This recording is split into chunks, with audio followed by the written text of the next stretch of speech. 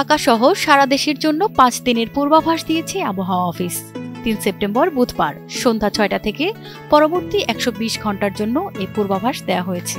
বিজ্ঞপ্তিতে বলা হয়, বুধবার সন্ধ্যা 6টা থেকে পরবর্তী 24 ঘন্টা রংপুর, খুলনা, বরিশাল, চট্টগ্রাম ও সিলেট বিভাগের অনেক জায়গায় এবং রাজশাহী, ঢাকা ও ময়মনসিংহ বিভাগের কিছু কিছু জায়গায় অস্থায়ীভাবে দমকা হাওয়া সহ হালকা থেকে মাঝারি ধরনের বৃষ্টি অথবা বজ্রসহ বৃষ্টি হতে পারে। সারা দেশে দিন ও রাতের তাপমাত্রা সামান্য কমতে পারে। এদিকে 4 সেপ্টেম্বর বৃহস্পতিবার সন্ধ্যা 6টা থেকে পরবর্তী 24 ঘন্টা রংপুর, ময়মনসিংহ, চট্টগ্রাম ও সিলেট বিভাগের কিছু কিছু জায়গায় এবং রাজশাহী, ঢাকা, খুলনা ও বরিশাল বিভাগের 2-1 জায়গায় অস্থায়ীভাবে দমকা হাওয়া সহ হালকা থেকে মাঝারি ধরনের বৃষ্টি অথবা বজ্রসহ বৃষ্টি হতে পারে।